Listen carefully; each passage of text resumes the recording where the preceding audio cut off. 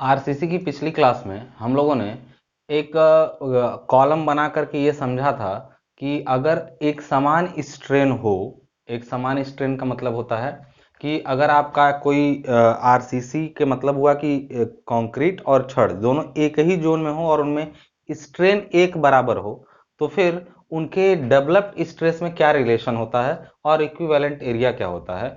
उस समय हम लोग डायरेक्ट स्ट्रेस के इफेक्ट में आरसीसी मेंबर का जो बिहेवियर था उसको देखा था। अब ये लाइन जो मैंने पीछे बोली कईयों को नहीं समझ में आई कि सर क्या बोल गए, ये तो शुरुआत। एक चीज करिए, पीछे उस वीडियो को जाके देख लीजिए। इसलिए जरूरी है दोस्त कि आरसीसी डिपेंडेंट है पूरा, मैं बार बार कहता हूं। पीछे जब तक नहीं देखे रहेंगे आगे का वीडियो नहीं समझ में आएगा आपको, ठीक है। आज हम लोग पढ़ेंगे, फिर से याद दिला दूं कि ये कोर्स जो है अगर आप यूट्यूब या फेसबुक पे देख रहे हैं तो इसको कंप्लीट कोर्स को ज्वाइन के लिए नीचे डिस्क्रिप्शन बॉक्स में एप्लीकेशन का लिंक है, वहां से आप कंप्लीट कोर्स ज्वाइन कर सकते हैं, ठीक है।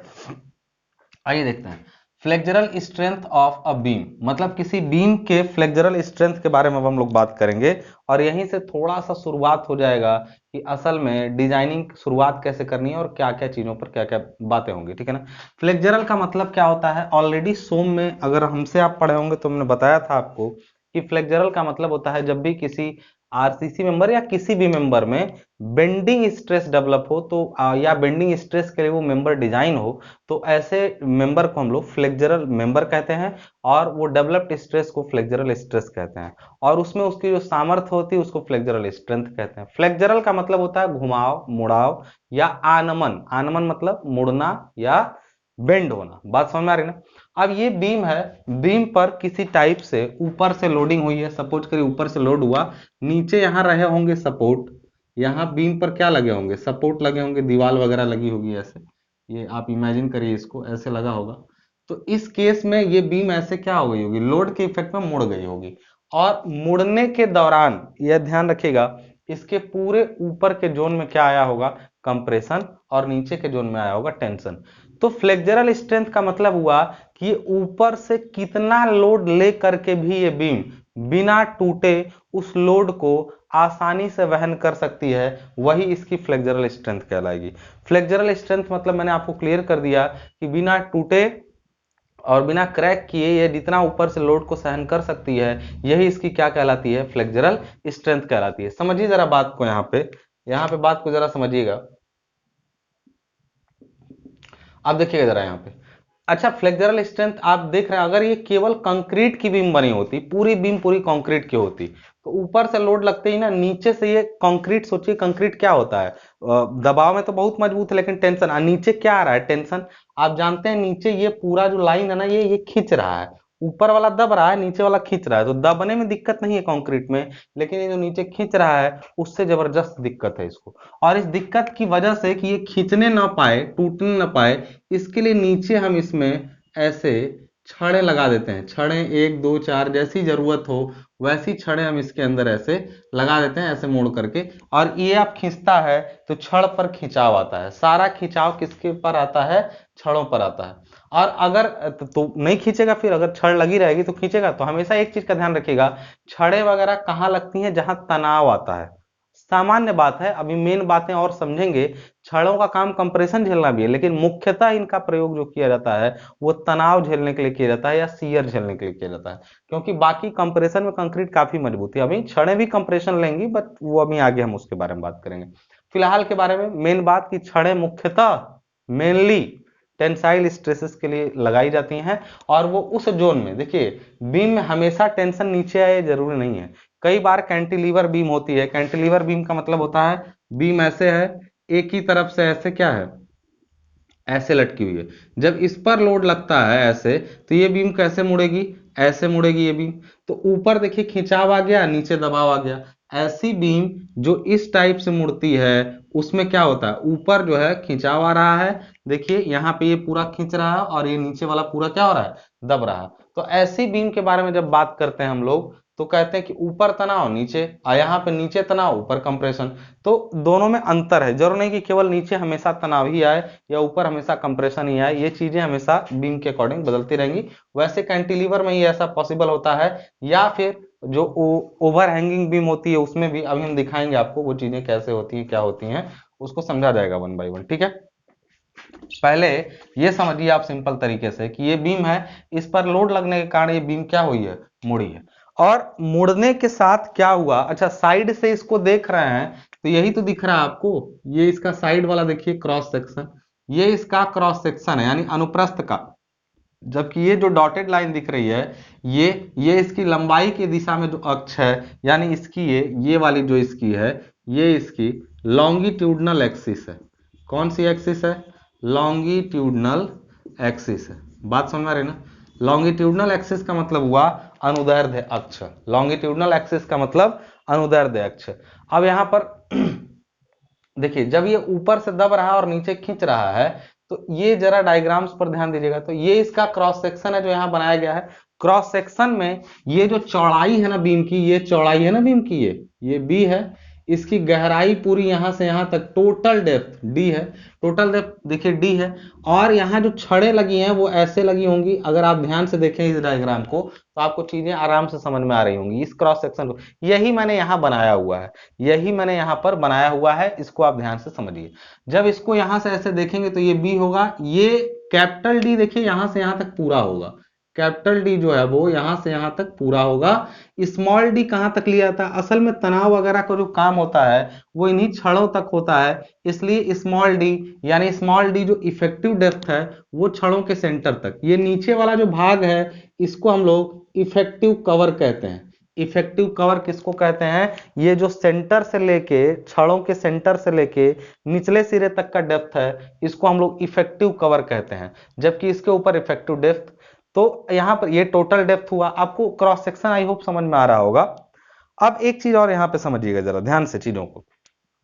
पहली चीज कि जब ये बीम मुड़ रही होगी, ये बीम जब मुड़ रही होगी तो यहां पे देखिए होता क्या है असल में, ऊपर सबसे टॉप मोस्ट फाइबर में, टॉप मोस्ट फाइबर, फाइबर का मतलब देखिए ये लेयर बाय लेयर अगर पूरी बीम को माने तो सबसे ऊपरी लेयर में दबाव है, दबाव तो सब में है, इसके ऊपर सब में दबाव है, इसके नीचे सब में, ये जो है न्यूट्रल है, ये जो प्लेन है ये लॉन्गिट्यूडनल एक्सिस ये पूरी न्यूट्रल है।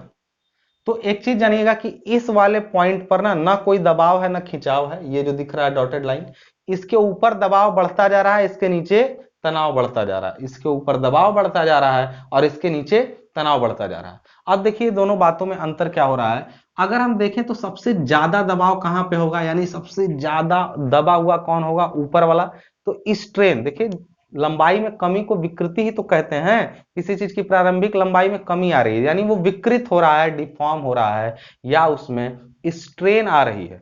एक बात बताइए ये इसी क्या है, ऊपर जो है सबसे ऊपरी फाइबर में सबसे ज्यादा दबाव है, मतलब सबसे ज्यादा वो दब गया, तो यानी ऊपर में दबाव सबसे ज्यादा दिखाए हैं, और नीचे छड़ों के पास तनाव सबसे ज्यादा है, यानी स्टील जो है उसमें स्ट्रेन जो है इस दिशा में नहीं है, अपोजिट डायरेक्शन में है, मतलब इधर देखिए उधर दबाव है तो इधर की तरफ खिंचाव हो गया, यानी दिशा जो है वो इधर की तरफ थी, अब दिशा इधर की तरफ आ गई, लगातार बढ़ते बढ़ते यहां सबसे ज्यादा स्ट्रेन है। बात समझ में आ रही ना, क्लियर है। ये जो एनालिटिकल डायग्राम बना है इसका कि क्रॉस सेक्शन में स्ट्रेन का डिस्ट्रीब्यूशन, ये किसका, ये डायग्राम किसको शो कर रहा है, ये शो कर रहा है स्ट्रेन डायग्राम, किसको शो कर रहा है, स्ट्रेन डायग्राम।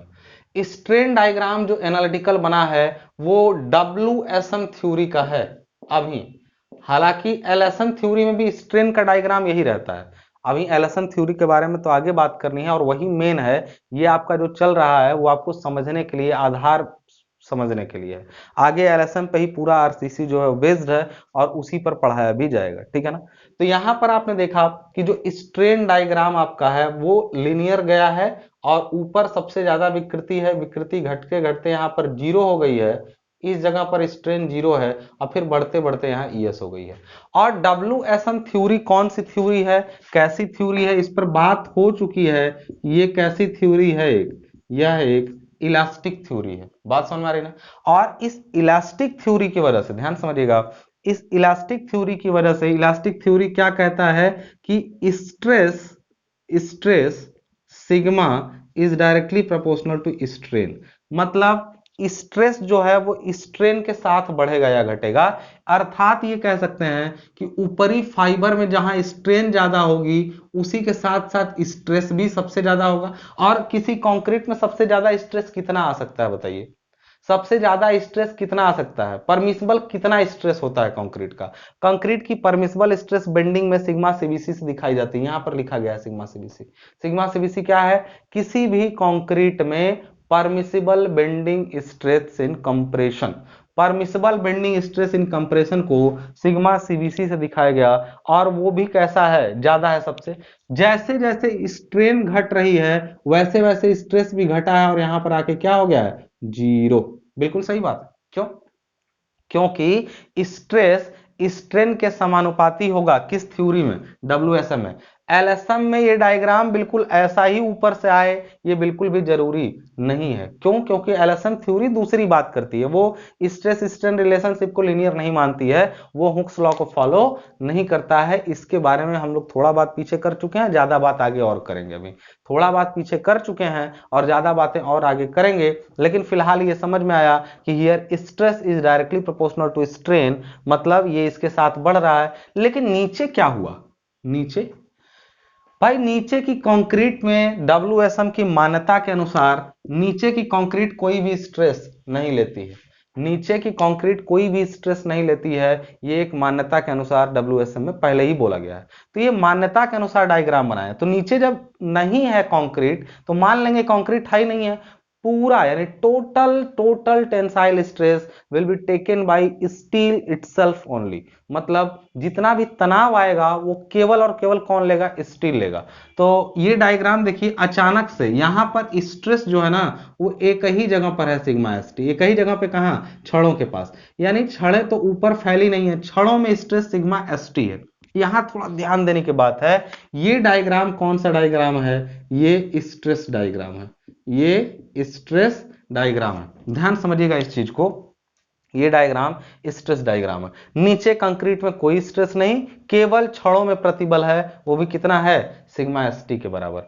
अब वहां पर एक चीज का ध्यान रखिएगा, इस जगह पर ध्यान रखिएगा, जरा इस जगह पर ध्यान रखिएगा।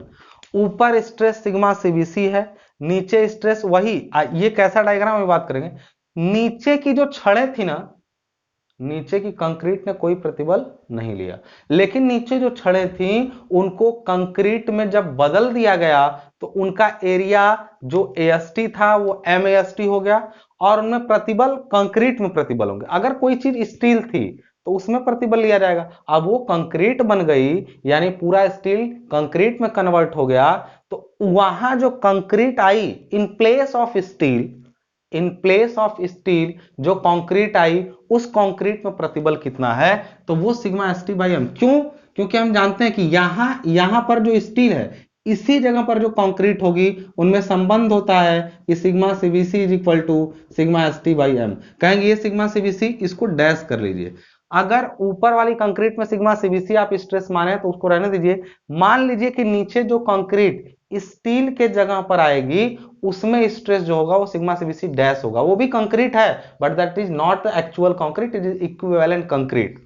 तो इक्विवेलेंट कंक्रीट में क्या होगा? देखिए sigma S t is equal to m sigma CBC होता है, तो sigma CBC dash is equal to sigma S t by m हो जाएगा। यानी हियर यहां पर जो स्ट्रेस होगा वो sigma S t by m होगा। और ये sigma S t by m किसका स्ट्रेस है? जो कंक्रीट वहां थी ना, सॉरी स्टील जो वहां थी ना, उस स्टील के स्ट्रेस, स्टील को हटा के वहां कंक्रीट डाली गई, उस कंक्रीट में स्ट्रेस है। तो ये डायग्राम जो बना आपका, ये डायग्राम वो कौन सा डायग्राम है? वो डायग्राम है इक्विवेलेंट स्ट्रेस डायग्राम। मतलब इक्विवेलेंट कर लिया गया, steel is converted into concrete, equivalent stress diagram. ये इक्विवेलेंट स्ट्रेस डायग्राम है। बात समझ में आ रही है ना? यानी आपको ये चीजें समझ में आई कि डायग्राम कैसे बने, और सारा खेल इन्हीं का है। अगर आप ये डायग्राम नहीं समझ पा रहे हैं तो एक चीज जान लीजिए, सारा खेल इन्हीं डायग्राम्स का है। एक सेकेंड, सारा खेल इन्हीं डायग्राम्स का है और इन्हीं डायग्राम्स से हम लोग कुछ और चीजें अब समझने जा रहे हैं, ठीक है ना? इनको एक तरफ ध्यान से समझते रहिएगा। आगे देखते हैं। देखिए, अगर ये बीम, सपोज करिए जैसे ये बीम अभी है, ठीक है ना, इसको हमने स्ट्रेस का डिस्ट्रीब्यूशन, स्ट्रेन का डिस्ट्रीब्यूशन हमने आपको दिखा दिया, ठीक है, दिखा दिया। और अब आपको इसमें समझना है कि असल में ये बीम पर जब लोड लगता है तो कैसे वर्क करता है, ठीक है ना, वर्क कैसे करता है उसको समझते हैं हम लोग, ठीक है। देखिएगा जरा,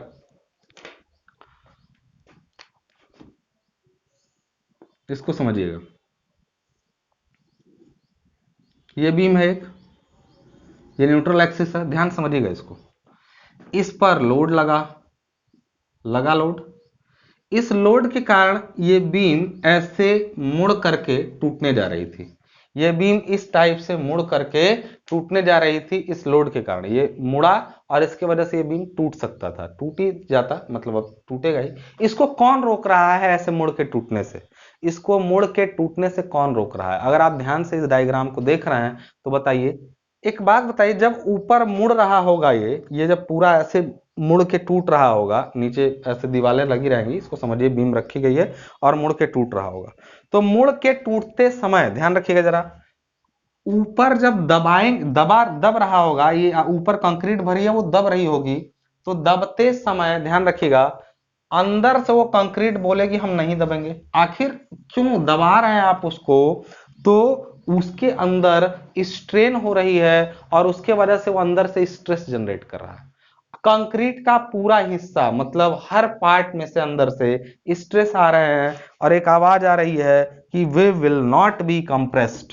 ऐसे वो अलग अलग जगह अलग अलग स्ट्रेस जनरेट हो रहा है, लेकिन जनरेट तो हो रहा है, मतलब स्ट्रेस यहाँ ज्यादा यहाँ कम और यहाँ पे कम, हर जगह पे देखिए ये स्ट्रेस नहीं समझे कैसे हुआ है, यहाँ पे स्ट्रेस कम है और इधर की तरफ बढ़ता जा रहा है, कम है और ऊपर की तरफ क्या हो रहा है, बढ़ता जा रहा है। कुछ इस टाइप से अंदर से न दबने के लिए अंदर से क्या आ रहे हैं, स्ट्रेस आ रहा है कि हम दबेंगे नहीं, ऐसे स्ट्रेस आ रहे हैं कंक्रीट के अंदर। बात समझ में आ रही है?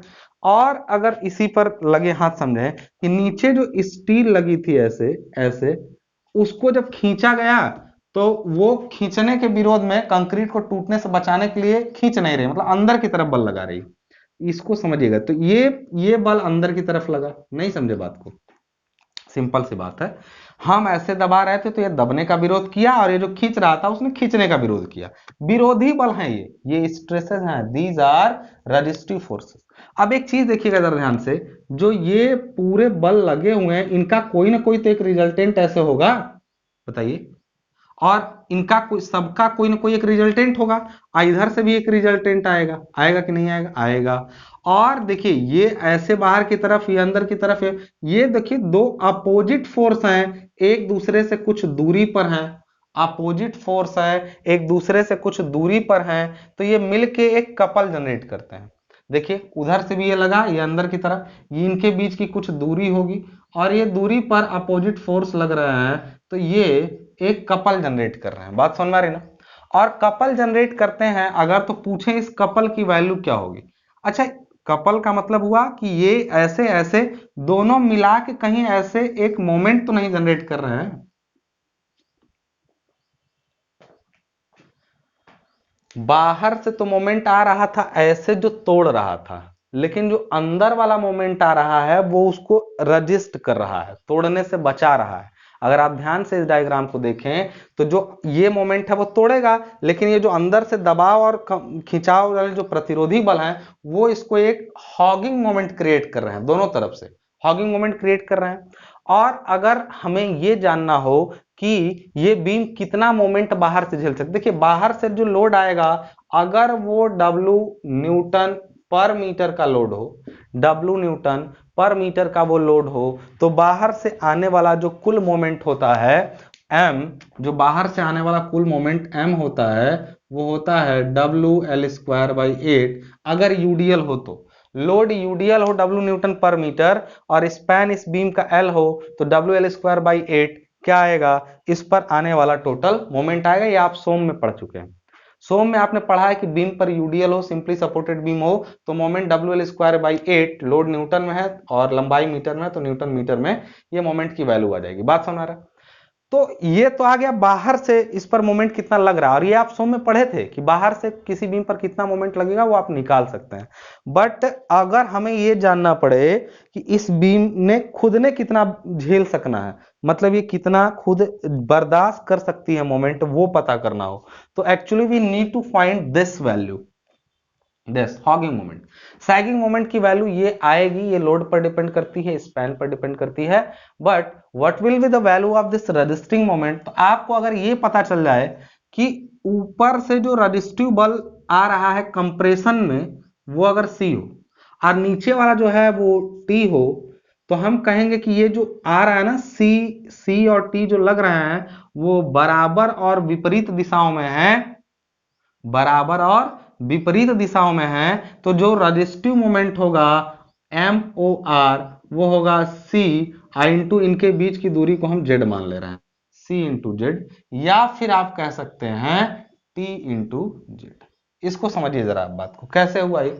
यहाँ पे मैं डायरेक्ट बात कर रहा हूं, आपको अभी बहुत कुछ बताना है, मैं डायरेक्ट फॉर्मूले पे पहुंच गया। आप एक बात बताइए, कोई भी दो बराबर बल एक दूसरे से कुछ दूरी पर लगे हों तो बता सकते हैं ये दोनों कितना मिलके मोमेंट जनरेट करेंगे। अगर देख रहे हैं ये दोनों लगे हैं ना, तो ये ऐसे मोमेंट एक जनरेट कर रहे हैं, ये देखिए ऐसे मोमेंट जनरेट कर रहे हैं, मतलब ये इधर ये इधर, तो ये ऐसे मोमेंट, ये मोमेंट की वैल्यू कितना हो, तो कोई एक बल और उनके बीच की दूरी, तो चाहे C इंटू जेड कर लें और चाहे T इंटू जेड कर लें, कोई एक ही होगा। अब दोनों आपस में क्या होंगे, बराबर होंगे। C इंटू जेड करें या T इंटू जेड करें, दोनों आपस में क्या होंगे, बराबर होंगे। और यही वैल्यू क्या होगी, होगी अंतर वाले मोमेंट की, कि how much amount of moment can be registered by this beam, तो आप कहेंगे C इंटू जेड या T इंटू जेड। मैं कहूंगा कि अच्छा अंदर से C की वैल्यू बताओ तो जरा कितनी आएगी, तो पता चल जाए कि बीम कितना मोमेंट रजिस्ट कर सकती है। एक चीज बताइए, सुरक्षा के लिए आप क्या चाहते हैं, किसी बीम के अंदर जो क्षमता होती है, जो सी है, जो सी, वो सी और टी किस पर निर्भर कर रहे हैं। देखिए कंक्रीट अंदर से कितना प्रतिरोध लगाएगी उसके ग्रेड पर निर्भर करता है, और प्लस बीम के साइज पर भी, मतलब काफी बड़ी और चौड़ी बीम रहे या प्लस मजबूत भी रहे तो अंदर से लगने वाला बल सी ज्यादा होगा, तो सी इंटू जेड की वैल्यू बढ़ जाएगी, यानी इंटरनल रजिस्टिव मोमेंट बढ़ जाएगा। और एक चीज बताइए, बाहर से आने वाला जो मोमेंट है WL²/8, अगर वो ज्यादा हो जाए, जैसे ये वाला मोमेंट जो तोड़ रहा था वो ज्यादा हो जाए, और ये जैसे ये इसको इधर रोक रहा था, जैसे ये घुमा रहा था वो रोक दे रहा था, ये और घुमा रहा था ये रोक दे रहा था, अब पता चले इतना बढ़ा कि इसको घुमा के तोड़ दिया, सब बराबर कर दिया। ऐसा संभव है कि ये पूरा ज्यादा हो जाए लोड और ये घुमा दे और ये अंदर से उतना न दे पाए, टूट जाए दब करके। लेकिन ऐसा हम लोग चाहते हैं कि ये C और Z इतना रहे कि इससे ज्यादा रहे, मतलब बाहर से आने वाले से ज्यादा रहे। सुरक्षा तो तभी बनी रहेगी when this C into Z और T into Z is greater than और equal to external applied moment on the beam और द फ्लेक्सुरल मेंबर। यही तो समझा रहा हूं मैं आपको कि किसी भी फ्लेक्सुरल मेंबर में यही मोमेंट का इक्वेशन होता है। तो आप कहेंगे सर ये क्या था, ये आने वाला मोमेंट है, ये क्या है, ये बीम जितना बर्दाश्त कर सकती है वो मोमेंट है। तो देखिए आने वाला मोमेंट तो लोड पर है, और वो सोम में पढ़े थे वो निकाल लेंगे हम लोग कि किसी बीम पर लोडिंग अलग अलग हो तो कितना लेगा। लेकिन अब हमें जरूरत है अपने बीम को समझने की, कि जो हमारी बीम है वो कितना मोमेंट एक्चुअली झेल सकती है, उसको समझने की हमें जरूरत है। बात समझ में आई, क्लियर है लेक्चर। अगर आप लोगों में से स्क्रीनशॉट लोग लेना चाहते हैं तो ले लें, या फिर मैं हट जा रहा हूं, इसको पॉज करके आप नोट्स बना लें जितना भी। तो मैंने ये फाइनली आपको लिखा है कि आपका मोमेंट ऑफ रेजिस्टेंस कितना है।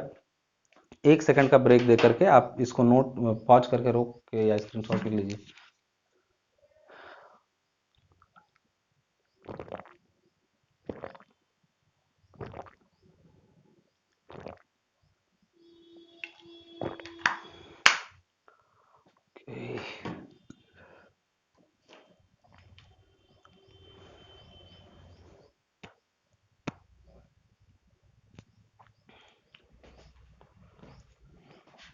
चलिए भाई आगे देखते हैं। तो अब हमें एक्चुअली पूरे इसमें ये निकालना है कि what is the moment of resistance of the beam, मतलब हमारी बीम जो है वो कितना मोमेंट रजिस्ट कर सकती है, अब हमें यही निकालना है। तो आई होप ये डायग्राम आपको समझ में आ गया। हमें असल में C और T की वैल्यू निकालनी है। अच्छा एक चीज बताइए, यहीं से देखते हैं हम लोग, सी निकालने के लिए और जेड निकालने के लिए या टी और जेड निकालने के लिए हमें पता होना चाहिए कि अंदर से कोई चीज कितना स्ट्रेंथ दे सकता है, यानी कोई बॉडी कितना स्ट्रेस डेवलप कर सकती है। देखिए सी जो है ना फोर्स है और ये डिस्टेंस है, अब फोर्स इंटू डिस्टेंस ही मोमेंट होता है। सी कोई स्ट्रेस नहीं है, सी फोर्स है। ध्यान रखिए स्ट्रेस और फोर्स में क्या अंतर है, स्ट्रेस पर यूनिट एरिया होता है, force total amount of force होता है। बात समझ में आ रही ना। सी जो है वो कुल कंप्रेशन बल और उनके बीच की दूरी, ये कुल तनाव बल और उनके बीच की दूरी होता है। तो जो बल होते हैं ना वो स्ट्रेस इंटू एरिया होते हैं, स्ट्रेस इंटू एरिया ही फोर्स होता है, इस चीज का ध्यान रहे। तो आप एक चीज बताइए, अगर हम निकालने जाए यहां से कि टोटल कंप्रेशन फोर्स कितना होगा, सी टोटल कंप्रेशन फोर्स सी कितना होगा, तो सी बताइए कितना होगा। ऊपर जरा इस डायग्राम में देखिए, जो ये निकला है तो क्या ये बीम ऐसे, ये तो ऐसे रहा होगा ना पूरा, जैसे अब ऐसे रहा होगा पूरा ऐसे। तो ये बताइए ऊपर से कुछ चौड़ाई होगी, बीम की गहराई होगी, एरिया होगा और स्ट्रेस होगा। तो देखिए असल में हुआ यह है कि इस एरिया पर ध्यान दीजिएगा जरा, इस पूरे एरिया से ऊपर से बल आ रहे होंगे, तो एरिया इंटू स्ट्रेस कर देंगे तो सी फोर्स आ जाएगा। तो सी कितना होगा, तो कहेंगे अगर मान लेते हैं कि ऊपरी सिरे से इसकी गहराई जो है जहां तक कंप्रेशन है उसकी गहराई x है। अच्छा इस लाइन को हम लोग न्यूट्रल एक्सिस बोले थे ना, इस लाइन को न्यूट्रल एक्सिस बोले थे। न्यूट्रल एक्सिस का मतलब क्या होता है, जिस पर कोई भी स्ट्रेन ना हो उसको न्यूट्रल एक्सिस कहते हैं, ठीक है ना। यहां पर C जो है वो क्या है, ध्यान समझिएगा, कंप्रेशन फोर्स है, और वो होगा ये पूरा एरिया इंटू स्ट्रेस, यही तो C होगा। ये कुल C कितना होगा, भले ही उसका रिजल्टेंट कहीं होगा वो अलग की चीज है, कई बल एक जगह ऐसे ऐसे लग रहा है, इनका रिजल्टेंट C है, तो पहले पूरा बल निकल जाए कहां लगेगा वो अलग की चीज है। तो अभी हम लोगों ने कहा कि ये C कितना होगा, तो टोटल एरिया कितना है, तो B मतलब चौड़ाई और x उसकी क्या है, गहराई, ये एरिया हुआ। एरिया इंटू स्ट्रेस कितना ले लें, स्ट्रेस कहेंगे सर ऊपर ज्यादा आ रहा है स्ट्रेस ऊपरी भाग में और निचले भाग में यहाँ कम आ रहा है। देखिए पूरे कंप्रेशन में ऊपरी भाग में स्ट्रेस ज्यादा है, निचले भाग में कम है, ऊपर है सिग्मा सीबीसी और नीचे है जीरो, तो यानी एवरेज स्ट्रेस कितना होगा, sigma CBC plus 0/2। Is it clear, is it clear. ऐसे भी कहते हैं कई बार कि असल में ये इस पर पूरा जो फोर्स होगा ना, मतलब पूरा सी जो होता है वो स्ट्रेस डायग्राम का एरिया इंटू चौड़ाई होता है बीम का। स्ट्रेस डायग्राम का एरिया कितना होगा, हाफ इंटू बेस, देखिए ये ट्रायंगुलर है, हाफ इंटू बेस है सिग्मा सीबीसी इंटू हाइट है एक्स। तो अगर इसको सॉल्व करें तो देखिए सी इज इक्वल टू आ रहा है हाफ इंटू ये सिग्मा सीबीसी प्लस 0/2, तो सिग्मा सीबीसी ही आ जाएगा ना। तो यहाँ पर हाफ इंटू सिग्मा सीबीसी ये हो गया, आई इंटू एक्स आई इंटू बी नहीं आ रहा है। यानी यहां से ये पता चला कि half into base into height into चौड़ाई ही असल में उसका क्या होता है, पूरा सी होता है, यानी कंप्रेशन फोर्स होता है। कई बार स्ट्रेस डायग्राम बदलते हैं, मैं बताऊंगा अभी एलएसएम में, तब के लिए ये वाला फॉर्मूला कुछ अलग हो जाएगा, उसमें बस सिद्धांत बदलेंगे, फॉर्मूला इसका अलग हो जाएगा। तो सी की वैल्यू आपको पता चला b x sigma CBC by 2 या हाफ बी एक्स सिग्मा सीबीसी। बात समझ में आ रही ना, ये सी का वैल्यू आया, तो सी आप निकाल लिए यहां से, बहुत आसान था। और अब टोटल कंप्रेशन फोर्स आपने निकाला, अब इसी तरह टोटल टोटल टेंसाइल फोर्स कितना होगा, टेंसाइल फोर्स जो नीचे से लग रहा था, टेंसाइल फोर्स छड़ कितना बल अंदर से लगा पाएगी, अरे वो 1 स्क्वायर मिलीमीटर पर जो छड़ लगा पा रही थी वो लगा रही थी सिग्मा एस टी, और छड़ का पूरा एरिया है ए एस टी, छड़ का पूरा एरिया कितना है ए एस टी, और जो पूरा उस लगा पा रही थी वो पर स्क्वायर मिलीमीटर, यानी stress sigma S T, stress into area ही तो फोर्स होता है। तो आप सी और टी की वैल्यू बड़े आराम से क्या की यहाँ पे बताइए, निकाल लिए, यानी आप एमओआर का फॉर्मूला आसानी से क्या कर सकते हैं, निकाल सकते हैं। कहेंगे कि सर बड़ा अच्छा बात बताया, आप एमओआर निकाल सकते हैं, हम निकालना भी बताएंगे आपको अगले वीडियो में। लेकिन अब हो सकता है कि ये जो वीडियो अगर आप देख रहे हैं ये हो सकता है अब इसके बाद आपको फ्री ना मिले। यहाँ तक वीडियोस फ्री थी, इसके बाद जो वीडियो जाएंगी वो ऐप पर जाके आपको खरीदना पड़ेगा। किसी समय में बहुत बाद में देख रहे हैं, हो सकता है आपको यूट्यूब को अगला वीडियो अगर फ्री है तो समझिए पूरा ही आरसीसी आपको फ्री मिल जाएगा। लेकिन अभी का फिलहाल का केस है कि इसके बाद वाली वीडियो जो न्यूमेरिकल वाला पार्ट है वो आपका उम्मीद है कि अब एप्लीकेशन पर ही चलेगा। एप्लीकेशन पर फिर से बता दूं चार्ज बढ़ जाएगा, समय से है, खरीद लीजिए और बहुत सस्ता है इस टाइम। इससे सस्ते में, इससे कॉन्सेप्चुअल क्लास बहुत, मतलब मैं नहीं कह रहा हूं कि कोई नहीं देगा, मुश्किल है थोड़ा सा, ठीक है ना। अब यहां पर t is equal to sigma S t into a s t हो गया, c is equal to half b x, ये c और t की वैल्यू हो गए। अब एक चीज बताना है यहाँ पे कि सर अगर हमें कोई बीम दी जाएगी तो क्या क्या बताया जाएगा। बीम हमें दी जाती है ना, तो हमें बताया जाता है कि उस बीम की चौड़ाई इतनी है, गहराई इतनी है, उसमें इतनी छड़ें लगी हैं, तो बताओ वो कितना मोमेंट रजिस्ट करेगी। और जबकि कंक्रीट का ग्रेड आप ही को बताइए, कोई चीज कितना लोड उठा सकती है, तो पहले उसके बारे में कुल बात बताएंगे कि वो कै बाई कै की है, उसके अंदर कौन सा मटेरियल लगा है, तभी ना आप बता पाएंगे वो कितना लोड लेगा। तो इसी तरह कंक्रीट के बीम का पूरा साइज बताया जाता है, क्वेश्चन में आता है, 10 नंबर का क्वेश्चन आता है ये, कि पूरा बीम, कंक्रीट के बीम का साइज बताया जाएगा, उसमें कौन सी छड़ें कितने डायमीटर की लगी हैं वो बताया जाएगा। उसके बाद आपसे पूछा जाएगा कि कितना मोमेंट ये झेल सकता है। बात समझ आ रही ना। तो उसके लिए आपको देखिए इसमें चाहिए क्या क्वेश्चन में, पहली चीज कि आपको C और T पता चला, Z भी तो पता करना है। और Z कैसे पता चलेगा ये बताइए। ये पूरा जो C है वो यही ना था, मतलब स्ट्रेस यहाँ ज्यादा यहाँ कम, पूरा यहाँ, इसका स्ट्रेस जो काम करेगा वो देखिए एक त्रिभुज है, ये त्रिभुज है, उसके आधार से h/3 पर केंद्र होता है। माने ये अगर पूरा यहां से यहां तक देखें तो ये x है ना, ये दूरी क्या है, देखिए त्रिभुज की जो ऊंचाई है ये वो x है। और आधार से अगर नीचे आए और पूछें कि C ये जो काम कर रहा है, ये जो C है, डायग्राम को ध्यान से देखिए, तो ये C कहां होगा, तो कहेंगे कि ऊपर से x/3 पर होगा। यहां से ये दूरी कितनी होगी, x/3 होगी। ये दूरी कितनी होगी, x/3 होगी। जरा सा वीडियो को आराम से रोक करके और वीडियो क्वालिटी बढ़ा कर देखिए। अब हल्की क्वालिटी में वीडियो नहीं समझ में आएगा, कम से कम 360 से ऊपर रखिएगा, 360p से ऊपर रखिएगा वीडियो क्वालिटी, तभी आपको डायग्राम समझ में आएंगे। तो आपने देखा कि ये दूरी x/3 है और यहां से ये पूरा ऊंचाई कितना था, ये d था ना, देखिए छड़ों के केंद्र से ही सब लिया गया, तो ये टोटल d था। तो बताइए ये कितना बचा, ये C जो है वो कंप्रेशन का केंद्र है, T जो है वो तनाव का, यानी इस C और T के बीच की दूरी जो Z है, Z वो कितना बचा, वो पूरे D में से ही x/3 घटा दें, यानी D में से हमने क्या घटा दिया, x/3। बात समझ में आ रही ना। D में से हमने x/3 क्या कर दिया, माइनस किया। तो जो Z है, Z को कहते हैं लीवर आर्म, यानी उत्तोलक भुजा। इसको Z को क्या कहते हैं, लीवर आर्म। मतलब ये दोनों बल लगे हैं, इनके बीच की दूरी को लीवर आर्म कहते हैं। और लीवर आर्म जो Z होता है उसकी वैल्यू WSM में इसकी वैल्यू जो होती है वो होती है Z is equal to D minus x/3। D में से x/3 को निकाल दीजिए, आपको लीवर आर्म की वैल्यू मिल जाएगी। दिखाई नहीं दे रहा आई थिंक आप लोगों को, सच में, लेट मी डू दैट। चलिए भाई अब दिखाई दे रहा होगा। यहाँ पे Z is equal to D minus x/3 हो जाएगा, ये लीवर आर्म की वैल्यू हो जाएगी। बात समझ में आ रही है। अब देखिएगा जरा, यहाँ पे ध्यान समझिए जरा, Z का मिल गया, C का मिल गया, T। लेकिन एक चीज बताइए, C जब आपको लेना होगा तो उसमें B बीम की चौड़ाई आपको दिया रहेगा, बीम किस ग्रेड की है उससे सिग्मा CBC पता चल जाएगा। लेकिन ये X कैसे पता चलेगा, B इंटू जो X की है ये X। ये कभी भी सोम के अकॉर्डिंग आधे पर मत लीजिएगा।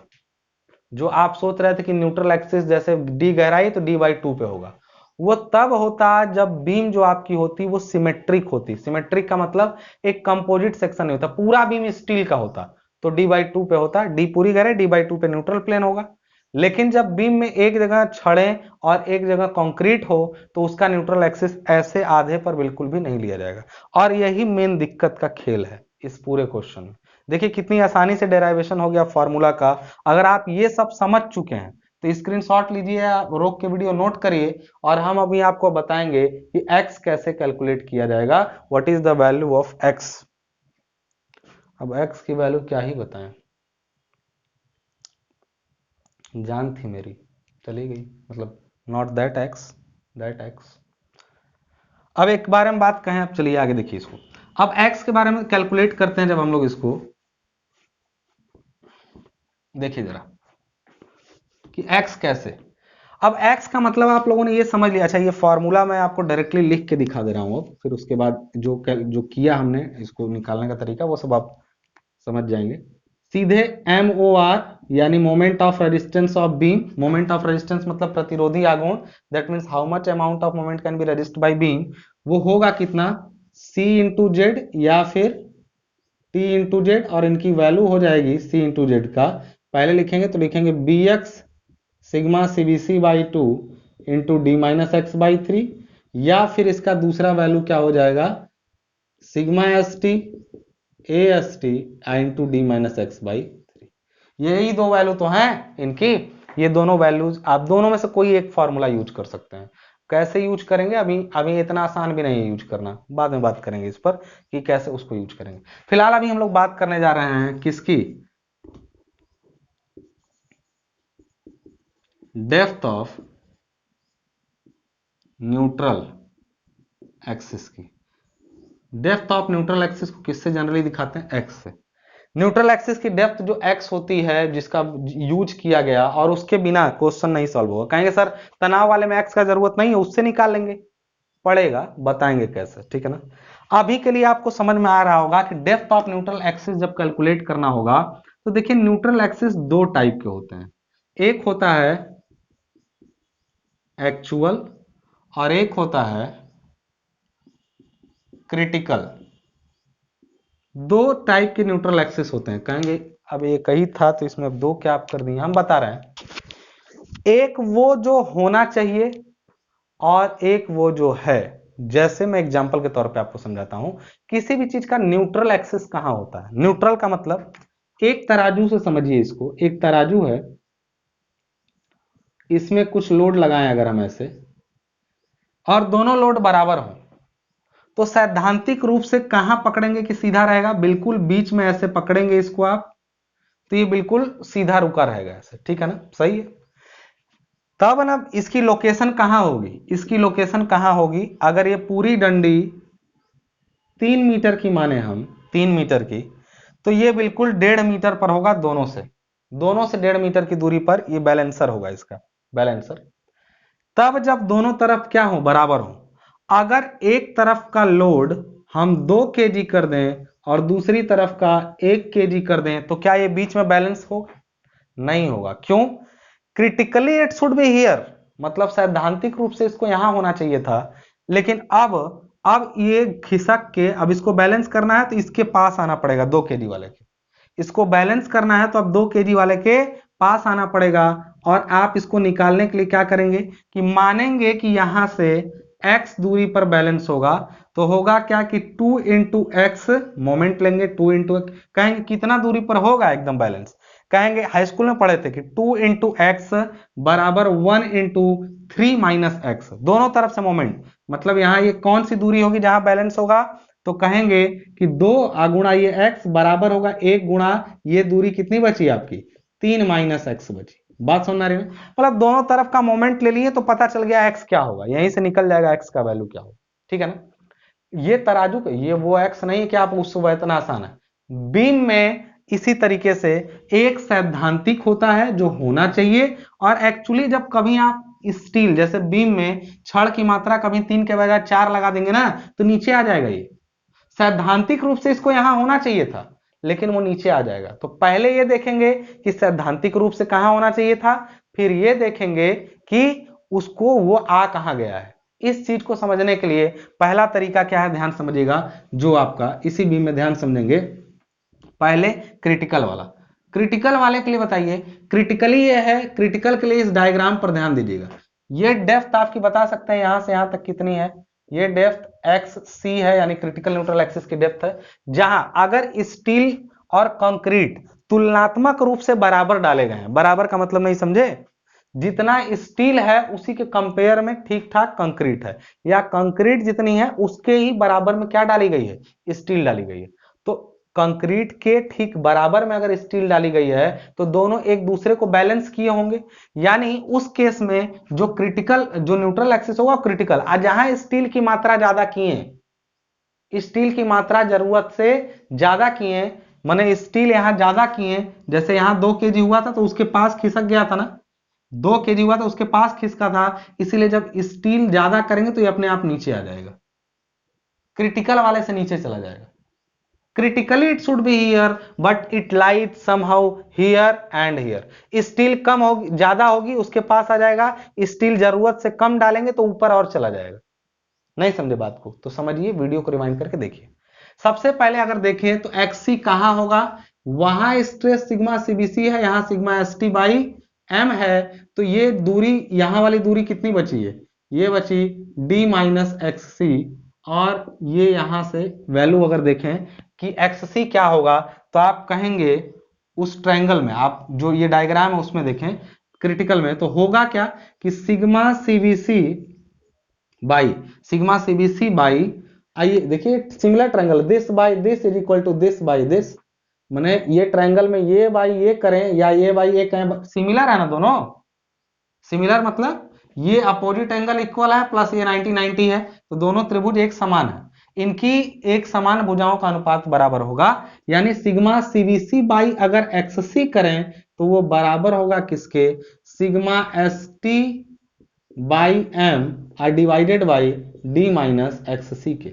इसको मिलाइए जरा, हम सही लिखे हैं कि गलत लिखे हैं, इसको जरा मिलाइए कि ये जो लिखा है वो गलत लिखा है या सही लिखा है। कैसे, देखिए सिग्मा सीबीसी बाई एक्ससी बराबर sigma st by m divided by d minus xc. यहां से जब इसको आप सॉल्व करेंगे, सबको काट पीट के एक्ससी को एक तरफ लाएंगे, तो एक्ससी की जो वैल्यू आएगी वो आएगी एम है ना, वो M sigma CBC upon M sigma CBC plus sigma ST और इनटू डी।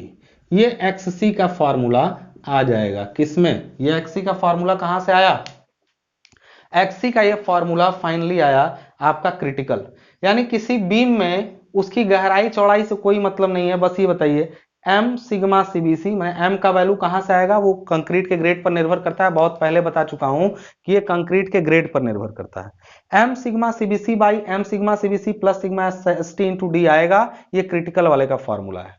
अब इसको थोड़ा सा और ध्यान समझिएगा, क्रिटिकल वाले को निकालने का क्या यही एक तरीका है, तो देखिए फॉर्मूला आपके बुक में यहीं तक दिया गया है, डिप्लोमा की किताब में यहीं तक फॉर्मूला बताया गया है, लेकिन मैं आपको एक चीज थोड़ा सा याद दिला दूं, कैसे, आप अपनी किताबों में देखेंगे तो इसी तरीके से लगाया गया और आप भी ऐसे लगाइएगा, क्योंकि अभी जो बताने जा रहा हूं वो आप थोड़ा ध्यान समझेंगे तो मजा आएगा आपको, ध्यान समझिएगा जरा, फिर बाद में बताएंगे क्या करना है एग्जाम में आपको।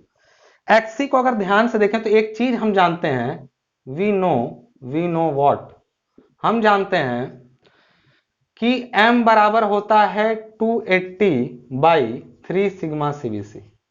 किसी कंक्रीट का ग्रेड अगर बढ़ाते चले जाएं, किसी कंक्रीट का ग्रेड बढ़ाते चले जाएं तो m का वैल्यू घटता चला जाएगा।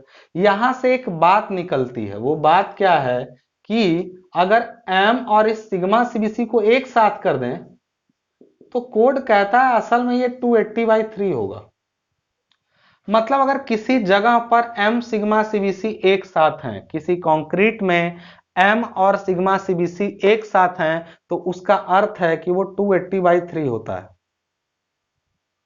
नहीं समझे बात को, यानी अगर आप पूछें कि क्रिटिकल न्यूट्रल एक्सिस, किसी बीम का क्रिटिकल न्यूट्रल एक्सिस किस पर निर्भर करता है, तो कंक्रीट के ग्रेड पर या स्टील के ग्रेड पर, तो कहेंगे कि केवल स्टील के ग्रेड पर। कहेंगे नहीं सर इसमें तो कंक्रीट का ग्रेड पता रहेगा तभी लगेगा, हम करना बेवकूफ, ये m और सिग्मा सीबीसी एक साथ जो है ना वो असल में 280 बाई 3 है, वो एक अंक है, ये ऊपर वाला क्या है, ये नीचे वाला m सिग्मा सीबीसी वो एक अंक है। कहेंगे सर ये इससे कैसे आया, आप इसको सॉल्व करके किताब में देखिए किया गया होगा, आप कर लेंगे, मेन मैटर ये है कि आपको ये फॉर्मूला याद होना चाहिए। अगर ये याद नहीं भी है तो मैं डायरेक्ट, लेकिन ये आपके एग्जामिनर जो है उनको शायद ना पता रहे तो वो दिक्कत कर दें, जो डिप्लोमा वाले हैं, दिक्कत यहाँ पे हमको लगती है थोड़ा सा, क्योंकि ये बहुत तेजी से आप निकाल सकते हैं क्रिटिकल न्यूट्रल एक्सिस का वैल्यू। या तो आप ये फॉर्मूला लगाइए किताबों में आप अपने न्यूमेरिकल जरूर लगाइएगा जाके, आज की क्रिटिकल न्यूट्रल एक्सिस कैसे निकालते हैं, एक्चुअल कैसे निकालते हैं, और पहले ये यहाँ समझिए कि एक्सी का वैल्यू जो होगा उसको कैसे निकालें। तो हम यहाँ पर अगर लिखें कि xc is equal to xc का वैल्यू हम जो लिखने जा रहे हैं वो ध्यान समझिएगा, एम सिग्मा सीबीसी की जगह लिखें, ये 280/3 करेंगे तो 93.33 आएगी इसकी वैल्यू। इसकी वैल्यू जानते हैं कितनी होती है, 93.33, इसकी वैल्यू होती है 93.33। तो क्यों ना हम लोग जहां जहां एम सिग्मा सीबीसी 93.33 रख दें, तो एक्ससी का वैल्यू हुआ 93.33 divided by 93.33 plus sigma ST into D. तो बताइए अगर किसी बीम में केवल स्टील किस ग्रेड का रहे वो पता हो जाए, स्टील किस ग्रेड का रहे वो पता हो जाए और बीम का डेप्थ पता हो, तो सीधे हम निकाल सकते हैं तड़ाक से। क्यों? क्योंकि अगर आप इसमें सिग्मा एसटी का वैल्यू रख देंगे ना 140, यानी स्टील 250 ग्रेड की और वहां 140 रखें, तो इस पूरे की एक वैल्यू हो जाएगी, इस पूरे की एक वैल्यू हो जाएगी। बात समझ रही ना? अगर हम एग्जाम्पल के तौर पे देखें, इसको ध्यान समझिएगा, इसको एग्जाम्पल के तौर पे अगर हम देखें, जिनको दिखाई नहीं दे रहा है बार बार कह रहे हैं कि पहले आप एक तो मोबाइल घुमा के देखिए आराम से, और दूसरा 360 पे कम से कम देखिए या 480 कर लीजिए, नहीं तो दिक्कत होगी आपको देखने में। अगर स्टील का grade, if steel grade is Fe250, तो सिग्मा एसटी का वैल्यू हो जाएगा 140। ये होगा कि नहीं होगा बताइए? अगर स्टील का ग्रेड 250 रहे तो सिग्मा एसटी 140 होगा। ये सब पीछे बातें हो चुकी हैं। तो अगर ये 140 यहां रखेंगे ना, तो एक्ससी जो होगा यानी क्रिटिकल न्यूट्रल एक्सिस, वो 0.39 इंटू डी आ जाएगा। इसको ध्यान समझिएगा, क्या आ जाएगा 0.39 इंटू डी। कैसे आया? तो अगर हमसे कोई कहे कि एक बीम है, वो उसमें जो स्टील है वो 250 की यूज हुई है, और उसमें उस बीम की जो गहराई है 200/400 का बीम है, तो आपको बताना है उसका क्रिटिकल न्यूट्रल एक्सिस कहां होगा। चुपचाप 0.39 इंटू बीम की गहराई 400 रख दीजिएगा, खट्टाक से आंसर आ जाएगा 157 मिलीमीटर। बात समझ में आ रही ना? मतलब तुरंत आप आंसर निकाल देंगे उसका। कैसे? अब यह फार्मूला लगाते कि कंक्रीट का ग्रेड रखते, एम रखते, ये सब रखते, या फिर सीधे स्टील के ग्रेड से ये अंक याद होता 0.39 इंटू डी तो कर देते। लेकिन तभी ना जब स्टील का ग्रेड कौन सा हो बताइए, 250 हो। अगर स्टील का ग्रेड इसी तरीके से इसका दूसरा हो जाए, तो दूसरा का मतलब वो आपका 415 हो जाए, तो 415 के लिए जो एक्सी का वैल्यू होता है वो होता है 0.281 डी। क्योंकि देखिए जैसे जैसे सिग्मा एस टी यहां बढ़ाते जाएंगे, देखिए यहां सिग्मा एस टी जैसे जैसे आप बढ़ाते जाएंगे वैसे वैसे एक्सी में ये पूरा अंक घटता जाएगा। तो एक्सी कौन से ग्रेड के लिए अगर देखें तो ये जो एक्सी का वैल्यू 0.281 डी 415 के लिए, लेकिन एक्सी अगर 500 वाली स्टील है तो उसके लिए 0.25 डी होता है। मतलब 3 वैल्यू मैंने बता दी, और स्टील के यही 3 ग्रेड आपको यूज भी करने हैं, उससे ज्यादा ग्रेड आपको यूज नहीं करना है। बात समझ में आ रही ना? तो ये था आपका क्रिटिकल न्यूट्रल एक्सिस के बारे में पूरी बात। अब एक्चुअल वाले के लिए बात में करते हैं हम लोग। तो देखिए ये तो था क्रिटिकली सैद्धांतिक रूप से, इस पर न्यूमेरिकल अगले क्लास में मैं लगवाऊंगा सीधे। और अब इसी तरह से एक्चुअल की बात करें तो एक्चुअल वाला बंधु सिंपल सा बात समझो, जैसे तराजू में मोमेंट लिए थे ना, तो इसका भी मोमेंट ले लीजिए। मान लीजिए कि ऊपर से x गहराई पर है, जैसे मान लिए थे कि x दूरी पर है, तो अगर मान लें कि ये x दूरी पर, ये क्रिटिकल वाला हो गया निकालना कि क्रिटिकली यहां होगा, एक्चुअली कहां होगा, मान लेते हैं कि पूरा यहां पे x गहराई पे है एक्चुअल वाला। तो area moment of compression zone actual के लिए क्या करते हैं, लिखते हैं area moment of compression zone. जैसे इधर का मोमेंट बराबर उधर का मोमेंट किए थे तराजू में, इसी तरह इसको भी निकालेंगे। कंप्रेशन जोन बराबर होगा area moment of tensile zone. ये फॉर्मूला लगा देंगे। अब ऊपर कंप्रेशन जोन का एरिया कितना है, b इंटू एक्स एरिया है। ध्यान समझिएगा, b इंटू एक्स एरिया है। जब b इंटू एक्स एरिया होगा तो वो कितनी दूरी पर काम करेगा न्यूट्रल एक्सिस से, अगर गहराई x है तो ये पूरे एरिया का जो सेंट्रॉइड होगा वो यहां से x/2 की दूरी पर होगा। ये पूरा b इंटू एक्स है तो ये x/2 2 की दूरी पर होगा। तो b into x by two, ये ऊपर का moment, b into x area, दूरी हो गई एरिया के x बाई टू। लेकिन जो क्षण की दूरी है, लेकिन एक बात बताइए, ये कंक्रीट रहेगा तो ये स्टील रहेगा? गलत। अरे एक तरफ केजी और एक तरफ ग्राम से करते नहीं। ऊपर अगर एरिया कंक्रीट का है तो नीचे एरिया भी कंक्रीट का होना चाहिए। नीचे स्टील के एरिया को कंक्रीट के एरिया में बदल दिया गया, एम ए एस टी कर दिया। ए एस टी स्टील का एरिया है, उसको m a s t, into उसकी दूरी है डी माइनस एक्स। क्यों? ये दूरी कितनी है बताइए जरा। अगर ऊपर से ये x दूरी है, अब पूरा गहराई d है, तो d में से ये x घटा दीजिए, ये d माइनस एक्स दूरी बचा। यानी जो आपका एक्चुअल न्यूट्रल एक्सिस है उसका फॉर्मूला होता है b x square by two is equal to m a s t into d minus x. और क्रिटिकल वाले का 3 फॉर्मूला मैंने आपको अलग अलग बता दिया। अब ये दोनों मिलके क्या करते हैं, इनसे क्या रिजल्ट निकलता है, इन सब के बारे में जबरदस्त बात जो है हम लोग अगले लेक्चर में करेंगे। और यहां से शुरुआत हो चुकी है आपके पूरे कॉन्सेप्चुअल पॉइंट की। ये वीडियो अगर आप देख रहे हैं तो प्लीज मेरे एफर्ट्स को सराहिए। देखिए, बिना पंखे के, बिना एसी के पढ़ा रहा हूं। एफर्ट्स के लिए एक लाइक का बटन मारिए धड़ाक से। और अगर कंप्लीट आरसीसी इसी तरीके से पढ़ना चाहते हैं तो नीचे डिस्क्रिप्शन बॉक्स में लिंक है मेरे एप्लीकेशन का, उस एप्लीकेशन को डाउनलोड करके वहां से कोर्स बहुत ही सस्ते प्राइस में खरीद करके बहुत ही अफोर्डेबल प्राइस में आप अपना कोर्स कंप्लीट कर सकते हैं। तब तक के लिए इजाजत दीजिए, मिलते हैं, धन्यवाद।